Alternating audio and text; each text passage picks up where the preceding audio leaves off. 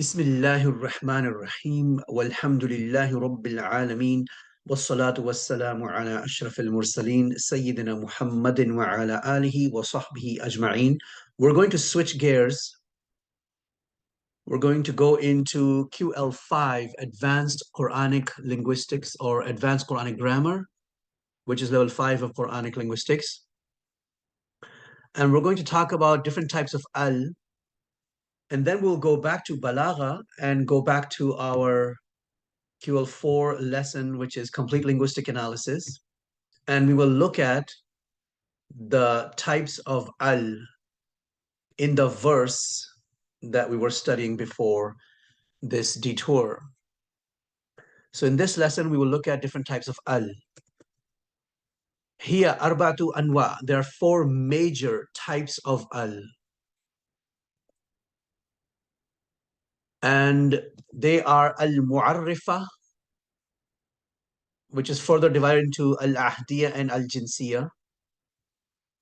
And these two are the most important ones that we need to look at for the purposes of our current lesson. Then there are other types, al-mawsuliyya, which has the meaning of alladhi. An-na'ibatu anil idafa, we will not look into that right now. And as-sama'iyya, we will not look into that right now. So we will focus on these two because we just want to get enough out of the QL5 Advanced Grammar book that allows us to go back, and apply it to the balagha lesson that we're currently in. The remaining types of al we will do inshallah at another time. So basically, as you can see, QL5 is somewhat of a co-requisite for QL4. I make frequent references to QL5. We go to QL5, we get what we need without killing ourselves or drowning ourselves in all kinds of details, because it's very easy to drown ourselves. QL5 is an ocean by itself. Advanced grammar is an ocean by itself. So we'll just get what we need so we can continue with our balagha. Otherwise, we will never finish. So there are four types of al. Okay, so remember that. Al-mu'arrifa, al-mawsuliyya, al-na'iba anil idafa, and as-sama'iyya. This is the most comprehensive list or classification of al that you will probably come across in any grammar book. Al-mu'arrifa means the one that makes the noun after it ma'rifa. That's why it's called al-mu'arrifa. It makes a nakira ma'rifa. It makes an indefinite definite. And it's of two types. Actually, there's a when we will actually look at it, there's al-jinsiyya al-ahdiyya. Okay. We'll look at all those two types in details in this lesson, inshallah. The first type is called al-ahdiyya, which is further divided into three types. We'll look at those three types in just a minute. The second one is al-jinsiyya, or the one associated with the genus. And it's also three types. So ahdiyya is based on prior knowledge, and jinsiyya is based on the genus. So we have to first define what is genus to understand both of these. So let's go right into it. Let's get into the genus. Once we understand genus, we'll understand ahdiyya and jinsiyya and their three subtypes. I might briefly mention al-mawsuliyya, very briefly, but I'm not going to go into these two. We just want enough from advanced grammar so we can apply and make sense of the current lesson in balagha. And so if you really want to know all the types and subtypes, the total number, if you want to know the total number of types or subtypes of al, it reaches 10. You got three here, that's 6, 7, 8, and then 9 and 10 are these two subcategories of this. So there are actually, in the past, I've been saying there are 7 types of al, but if you look at this more comprehensive, advanced understanding of al, there are 10 types of al, categorized in 4 major categories. Okay, so let's roll up our sleeves and get into these 6 types of al. But before we get into 6 types of al, we need to understand what is jins. What is this thing called genus? Very simple concept. Al jins or genus, as you say in Latin or Greek, من درج تحته أفراد اشتركت في صفة أو أكثر. It's a group or category of people that have one or more shared characteristic. It's a group or kind or class of things or people marked by one or more common shared characteristics. They have to have something common. So, for example, when I say ar-rajul, man, how many men are there? There are 3 or 4 billion men out there. Zaid is one member. That's fardun. Fard is singular of afrad. Fard is one member. Afrad means members. Okay. Jins is just genus. And if you've studied any science, you know they use the word genus a lot in science, in taxonomy, for example. So jins is not members, jins is genus. Every genus has members, infinite number of members or limited number of members. So then how many members are there in the world? There are 4 billion, 3 billion, supposedly unlimited number of members, because more members are born every day and some members are dying. Zaid, Khalid, Bilal, these are just names of people who are members of the genus Ar-Rajul. So this Alif Lam here you see Al, this Al is called Al-Jinsiyya, genus. Al of genus. Look at the genus called Al-Mar'a. We have a genus called Al-Mar'a, the woman or the man. The woman is a general genus that has 3 or 4 billion members, assuming the population of the world is more than 8 billion and assuming that roughly half are women. Women are usually more. What are the members of this genus? Fatima, Khadija, Aisha, and so on and so forth. There are many infinite, seemingly infinite members of this genus. There's no limit to how many members can be part of this genus. So if you're a woman, you belong to the genus called al-mar'a. If you're a man, you belong to the genus called ar-rajul. And the al that you see here, this al is called al-jinsiyya. Let's go to an-nabi. Let's look at a genus or category of people or things. Call people, in this case people, called an-nabi, prophet. How many prophets are there? There are many. 25 are mentioned in the Quran. Musa, Isa, Muhammadun, alayhi salam, dot, dot. Notice the dot, dot means that there are more members, dot, dot, dot, dot. This means more members. Seemingly an infinite number of members can be under this genus. All of these prophets, right? There are, according to one, there are over 200,000. According to one hadith, there are 124,000. According to another hadith, 224,000, if I have my number correct. There are thousands and thousands of anbiya. Let's look at now. So up until now, the genus that we've looked at, Ar-Rajul, Al-Mar'a, An-Nabi, they all have Al in the beginning. And this Al doesn't mean we're talking about one particular man. We're talking about the genus. And so what we've looked at so far is genus that have specific individual members that are seemingly unlimited or large quantity. That's why I have the dot, dot. However, genus doesn't have to have unlimited or seemingly infinite or, you know, unknown quantity of members. Sometimes genus has members that are both genus. So for example, if I look at al-hayawan, animal is a genus. There are 2 types of animals only, not infinite. So there's no dot dot here. You see, there's no dot, it's a period. Natiqun, talking. غير ناطق غير ناطق, talking, not talking. There are only 2 types of animals, talking and non-talking. Here, I'm not looking at the names of animals. Like here, I was looking at the names of individual members that are seemingly infinite, and there's dot, dot. Here, this genus is divided into 2 further sub-genuses or subcategories. So this genus, Al-Hayawan, has only two members, afrad members. Afrad is plural of fard. And exactly two. Every animal, you look at any animal in the world, it's either talking or not talking. This is a very logical classification of Haywan. So Al-Haywan is genus and Natiq is yet another genus.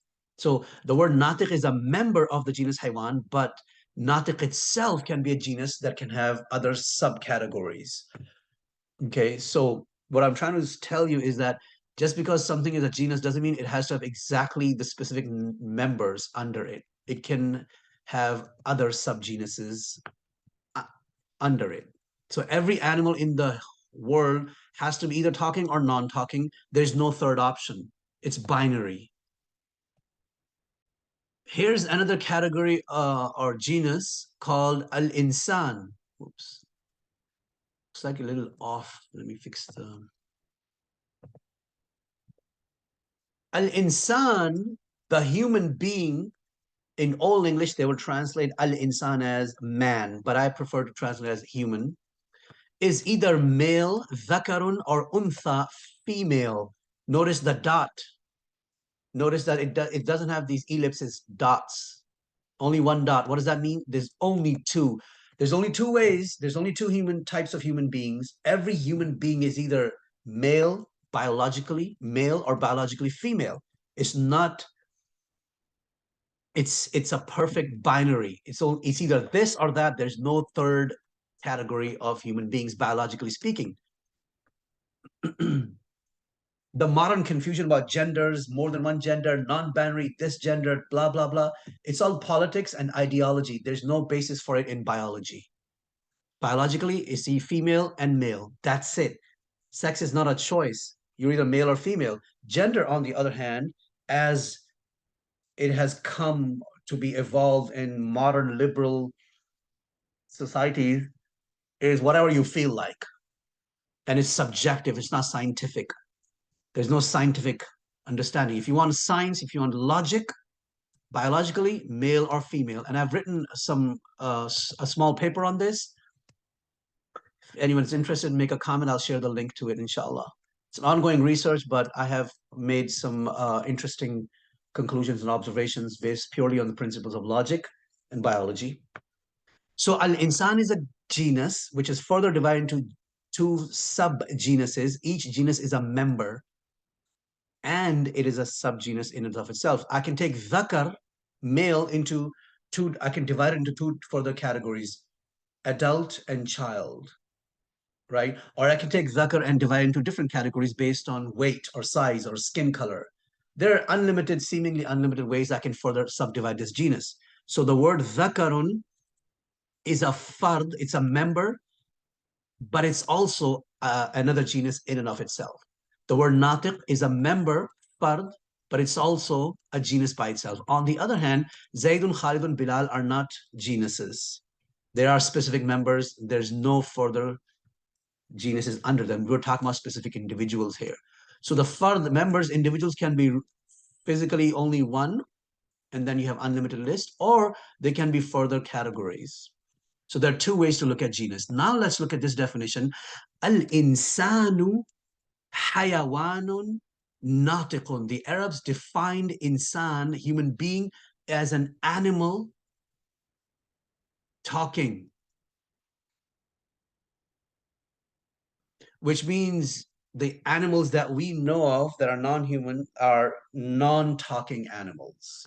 So human being is a talking animal. The Greeks looked at human being as a rational animal. And according to some other classifications, some say al-insanu hayawanun dahikun. It's a laughing animal, an animal that can laugh. So there are different ways to define haywan, different ways to define insan. What we see here in this statement, al-insanu, let's look at each one of these statements one by one. Al-insan mubtada. Grammatically, the word al-insan is mubtada and hayawan is khabar and natiqun is na'at. That's grammatically. Now, logically, ilmul mantiq, this is a beautiful lesson because this lesson touches on grammar, logic, philosophy, aqidah, and balagha. Al-insan, the al of al-insan in grammar is mu'arrifa, and it's also jinsiyya, genus defining al. Human being is a haywan, genus, and further subgenus, natiq. So this is how you make definitions. You start with mubtada and you end with a khabar, and you start, the mubtada should be a genus, and you have subgenuses as khabar. And then you can have an adjective na'at for another subcategory within that subgenus. So al-insan is a genus, haywan is a subgenus, natiq is a subgenus. Haywan is a fard, member of the genus insan, and natiq is a fard, member of the genus haywan. This is how you make logical definitions. You got grammar and logic working hand in hand. Beautiful, powerful stuff. This stuff helps us classify things and helps us think clearly and clear out all the confusion and gender ideology and the madness that we're living in this day and age. Ar-rajul, man, insan is a human being, dhakarun. I can also add natiqun if I want to for the clarity. Human being, the man, what is a man? A man is a male human. And al-mar'atu, woman, what's a woman? She is a human female. So this is a very brief, very quick introduction to this idea of genus. Once we understand this genus thing, then we can then talk about al-ahdiyya and jinsiyya, inshallah. So this is how you make definitions using genus. There are different types of definitions, but this is one type of definition that you learn to make in ilm al-mantiq, logic, which is a very important branch of study. Next, let's look at al-ahdiyya. Al-ahdiyya is al of prior knowledge. Al-ahdi is al-ahd is prior knowledge. Knowledge is basically knowledge, and there are many different meanings of the word ahdun in Arabic language. In this context, ahdun is understood to mean knowledge, and al-ahdiyya is al that enters upon a noun whose knowledge is known prior to its mention. That sounds a little abstract. It'll make sense when we look at examples, inshallah. First, let's look at this type of al. What is it? Tattasilu, this type of al, tattasilu bi fardin. Fard, remember what is fard? Fard is a member of the genus. Wahidin, only one specific member of the genus.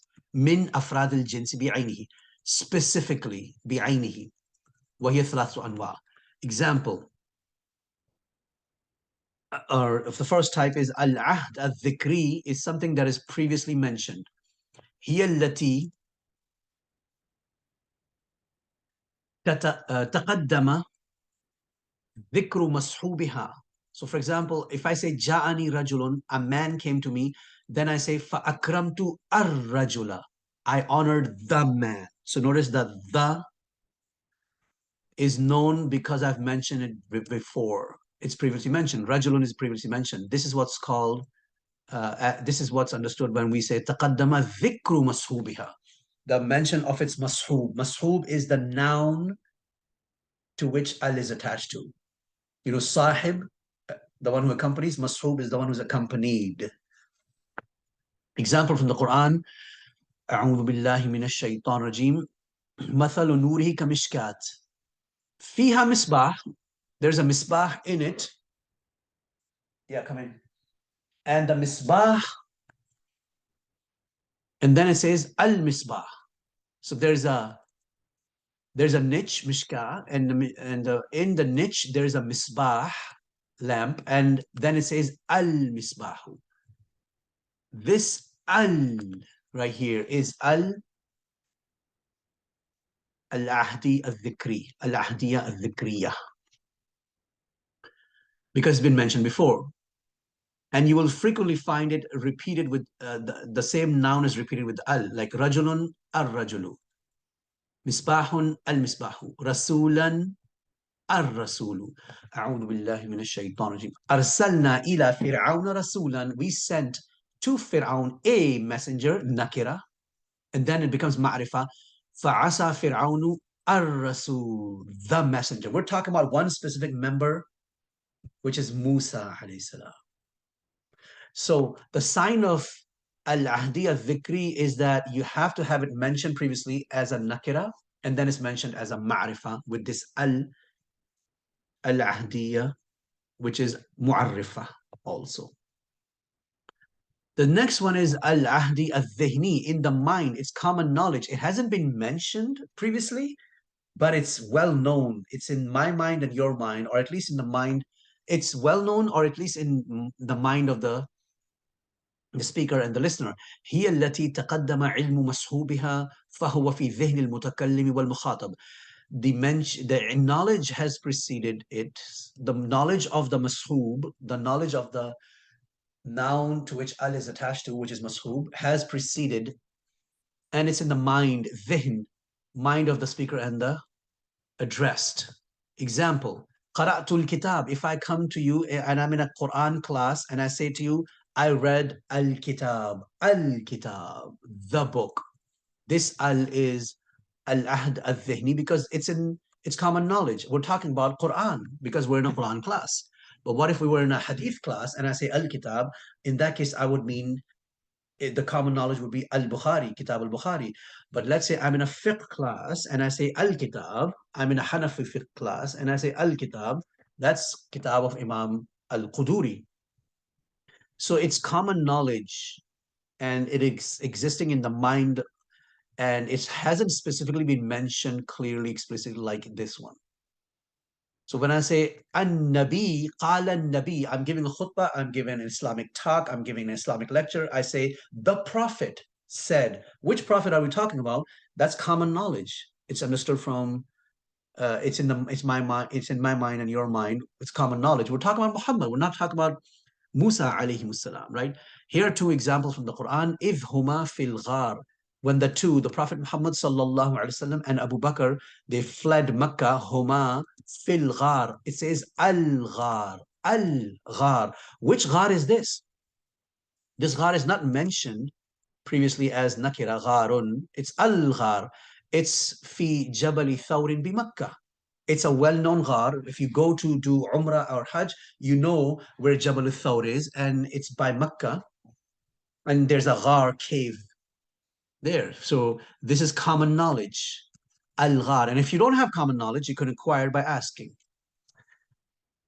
Another example, yubayi'unaka tahta shajara. If, remember, when they are giving you oath of allegiance, tahta ash-shajara. Look at ash-shajara, the tree. Which tree? That tree does not exist anymore. Ash-shajaratu kanat bil Hudaybiyah. There's a place called Al-Hudaybiyah in Arabia, and there was a tree. Under the tree, they all got together and they gave oath of allegiance to the Prophet sallallahu alaihi wasallam. That shajara is gone. It's died out. It's not there anymore. But the Quran uses al for shajara. What kind of al? This is common knowledge. Al-ahd al-dhihni, it's in the mind, common knowledge. The third type of al is rare. It's called al-ahd al-huduri. You are in the same time as the other person. هي التي يكون مصحوبها حاضرا أو مشاهدا. You are present or witnessing in the same time. And there's only one example that I could find in the Quran. Very limited number of examples. Al-yawma, the day, today, this day, akmaltu lakum dinakum. Which day is that? That's the day that was witnessed by all the Sahaba. Ay al-yawm alladhi hadartum aw shahadtum wa huwa yawm Arafah. So these are the three types of al-ahdiya. This al assumes you have prior knowledge, either prior knowledge through previously mentioned. This is the easiest one because it's clearly mentioned as nakira before and now it's appearing as ma'rifa, or common knowledge through public knowledge that you can acquire if you don't have it, or you're in the shared time, common time. These are the three types of al-ahdiya. And it appears a lot in the Quran. And so whenever we see al in the Quran, we have to ask ourselves, is this ahdiya or jinsiya? And we'll talk about jinsiya next, inshallah. So here we have al-jinsiya now, which is al of genus, tattasilu bil jins. She is connected to the genus. فلا يراد بها فرد من أفراد الجنس بل الجنس كله. The entire genus is what we're looking at. And that's what we started off with when we did this. When I say ar-rajulu, I'm not talking about one particular man. I'm talking about the genus called man, to which billions of people belong to. This is the al-jinsiyah. And this comes in three flavors: al-istighraqiyatu lil-afrad, which is true for all members of the genus. Al-istighraqiyatu lis-sifat, which is for the attributes that are spread throughout the genus, and I'll talk about that in just a minute. And the third one is al-mubayyinatu, al-mubayyinatu lil-haqiqa, clarifies the true nature or reality, and it's true for nearly all members of the genus. It may not be true for every member, but it's about the reality. I'll talk about that in just a minute. So let's go to the first one, tastaghriqu. Istaghraqa, yastaghriqu means to be completely immersed in a fluid, like in water. If something is completely immersed in water, it's completely inclusive and encompassing. So this is a type of mubalagha that they use here. تستغرق جميع أفراد الجنس. The entire jins is included. Every single member is included. ويصح وقوع كل حقيقة موقعها. You can replace it literally, حقيقة, you can literally replace this al with كل. Replace this al with كل, and the meaning will be sound. Example, أعوذ بالله من الشيطان الرجيم. When Allah says خلق الإنسان ضعيفا, the human being was created or has been created weak. ضعيفا is hal, weak. Is Allah talking about one particular human being, or is he talking about all human beings? If you want to know the answer, you can replace the al with kullu and you get the answer. أي كل إنسان وليس إنسانا معينا. Not one specific human being. Okay, not one specific human being. So if you look at tafsir of this verse, majority or a lot of scholars or ulama will say al here is kullu insanin, meaning it's al-jinsiyya al-istighraqiyya lil-afrad. It's applicable to all members. Let me highlight this. All members of the genus are created weak. The genus of insan are created weak. That's the meaning of خُلِقَ الْإِنسَانُ ضَعِيفًا. Whenever you see al in the Quran, there's a good chance it's going to be either al-jinsiyya or ahdiya. So always ask yourself, okay, if this is ahdiya, which one of the three types of ahdiya is it? Or if this is jinsiyya, which one of the three types of jinsiyya is it? The ahdiya and jinsiyya are the most common types of al. The other types are not as frequently appearing. All right. So you can see this al-jinsiyah is opposite of ahdiya. Ahdiya is attached to one specific member. We're talking about one specific member, like al-misbah, al-rasul, al-shajara. Whereas here, we're not talking about one member, we're talking about the entire genus. And to prove that this is applying to all entire genus, we can replace it with the word kul. So replace al-insanu with kullu insanin and see if it makes sense. Yes, it makes sense. Therefore, it must be al-jinsiyya al-istighraqiyya lil-afrad, for the members. Istighraq means totally immersed, totally encompassing all members. Every baby is born weak. And al-insan is a genus, right? As we learned earlier. Next type is very, very rare. I could not find any examples in the Quran or Hadith. But for the sake of completion, I'll mention it very quickly. Al-istighraqiyatu lis-sifat tastaghriqu jami'a. There's a typo here, let me fix that. Tastaghriqu jami'a sifati afradil jins. It is not talking about the actual members. Instead, it's talking about the attributes, sifat, of, of a that are spread throughout the genus. ويصح وقوع كل مجازا. كل مجازا. You can metaphorically, but not literally, replace this al with kul, and the meaning would be metaphorically true. So here it's haqiqatan true, literally true. Here's more metaphorically true. ويراد, why do we do this? يراد بها, it intended with it, المبالغة. You're exaggerating في المدح والذم. You're exaggerating in praising or censuring someone. Al-madh is to praise, al-dham is to censure someone. And guess what? There's an entire chapter coming our way called al-madhu wa-dham. And there are many ways to praise someone and many ways to censure someone. If you like someone, you want to praise them, there's lots of ways you can praise them. If you hate someone and you feel like censuring someone, there's a lot of ways you can do that in Arabic too. And this al is called al-kamaliya, the al of perfection. You're describing someone as having perfect attribute that is normally not available in the jins, but is sort of distributed, spread out throughout the jins. Example, if I say to someone, Antar rajulu ilman, you are the man knowledge-wise. Anta ar-rajul, look at this al here, al, this is al-mu'arrifa. What kind of mu'arrifa? Al-jinsiyya. What kind of jinsiyya? Al-istighraqiyya, for a sifat, because I have a sifatul ilm mentioned here, ilm. Ay, anta kullu rajulin, you are every man. If I say kullu rajulin, isn't that majaz? Whereas if I say kullu insanin, isn't that haqiqa? Right? So that's the difference between haqiqa and majaz.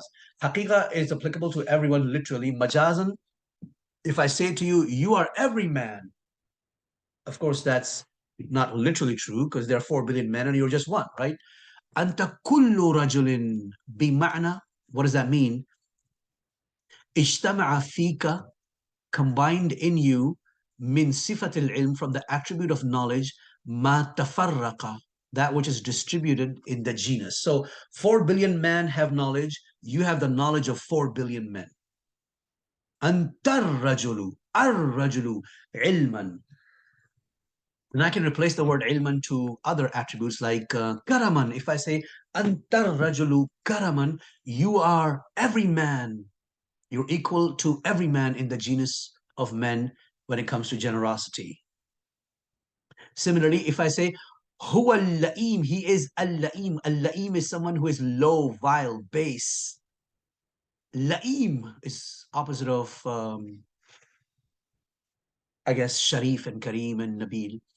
أي أنت كل لئيم, you are every low, vile, base man. بمعنى اجتمع فيه, he has collected in him sifatul lu'um, being low, vile, base. Some the ما تفرق في الجنس, that which is distributed throughout the genus. So if there are 4 billion men, each man has some degree of lu'um in them. You've got it all in you. So this is obviously, this is mubalagha fil madhi wal-dham. This is very rare. I couldn't find any examples in Quran or Hadith. If anyone does find examples of this in the Quran or Hadith, please do share. I would love to include it. So once again, the difference between the two types of istighraqiyya. Al-istighraqiyya lil afrad, you can have haqiqatan, you can have kull, whereas al-istighraqiyatu lis-sifat is about mubalagha in praising or censuring someone, and it's kul majazan. And the third type of al-jinsiyya is al-mubayyinatu lil-haqiqa. It's describing the true reality or the nature of the members of genus, even if a few members may not have that reality. So that's why I call it nearly all members of the genus, or majority of the members of the genus. Majority or nearly all members of the genus will have this, okay? And so the definition says, تُبَيِّنُ حَقِيقَةَ مَصْحُوبِهَا. It clarifies the reality or nature of the mashub. Mashub again is the noun to which al is attached to. It's ism al-maf'ul, for which the word sahib is اسم الفاعل وتصدق, and it is valid على معظم أفراد الجنس. Most of the members of genus will have that reality. فلا يصح وقوع كل. You can't put kul. That was a typo. You can't put kul next to you can't replace the word al with kul here. And it's also called al allati lil mahiya. Mahiya is reality or nature. Another term that they use in the books of logic and aqidah and philosophy and grammar. Example, if I say al-insanu hayawanun natiqun, human being is defined as animal talking. Is it true that every single human being talks? We have people who cannot talk. They are mute. But the reality of the human being is that he or she is an animal that is talking or capable of talking. Babies cannot talk, but they learn to talk. They have the capability. That's their nature. أي حقيقة الإنسان أنه ناطق وإن لم يكن كل إنسان كذلك. Even if not every single human being is capable of talking. This is how we define the human being. ماهية or مبينة للحقيقة. So those are the two main types of al. Every al you come across in the Quran, there's a good chance that, or the majority of al that you come across in the Quran will either be ahdiya, where you have to have prior knowledge somehow, or it's jinsiya. It's not talking about one particular member of the genus, it's talking about the entire genus. And the ahdiya comes in three flavors. It has to be previously mentioned as a nakira, then repeated as a ma'rifa, or it's common knowledge, it's in the mind, or it's common time. The jinsiya comes in three flavors. It completely encompasses al-istighraqiyya lil-afrad. All members of the genus are included without exception. Or it's talking about attributes, and this is used to do mubalagha of madh and dham. Or it's talking about the nature, the general reality. So there might be exceptions. And then, inshallah, there's one more type called al-mawsuliya, which I'll just briefly mention it, as it's not that complicated. And this type of al, it comes attached to ism al-fa'il or ism al-maf'ul or wasf. Tattasilu bil wasf. It attaches itself to wasf. Wasf is a describer or description. And by description here, it usually means ism al-fa'il or ism al-maf'ul or ism al-mubalagha. And وَيَصِحُ وُقُوعُ ismin mawsulin, you can put alladhi or allati in its place, mawqi'aha, in its place. Example, when Allah says in the Quran, as-sariqu was-sariqatu faqta'u aydiyahuma, he means ay alladhi yasriqu wallati tasriqu. And also when Allah says in the Quran, az-zaniyatu was-zani fajlidu kulla wahidin minhuma mi'ata jalda, Allah subhanahu wa ta'ala, when he uses the word al for az-zaniya and az-zani, he means allati. The al here means allati or allati. Okay, allati tazni walladhi yazni. So this al is replaceable with an ism mawsul such as alladhi and allati. And the mashub is wasf, a description. More specifically, it is ismul fa'il or ismul maf'ul or ismul mubalagha. So these are the main types of al. The sama'iyya we will not do today, and na'iba anil idafa we will not do today. So coming back to the main summary, there are 10 types of al. The al-mu'arrifa is the first type. It has ahdiya and jinsiya. So these are three each. So we have a total of 6. Mawsuliya, we just talked about it. Bima'na alladhi. An-na'iba, az-za'ida comes in 2 flavors. So we have a total of 10 types of al. I believe this is the most comprehensive classification of al you'll ever see, inshallah. I don't believe I've missed anything. I've read and researched and looked at everything I could possibly get my hands on. Now, let's get back to the Balagha book, QL4, and in the next lesson, we'll continue and we'll identify the 2 types of al we see in لله على الناس حج البيت والحمد لله رب العالمين والصلاة والسلام على أشرف المرسلين سيدنا محمد وعلى آله وصحبه أجمعين.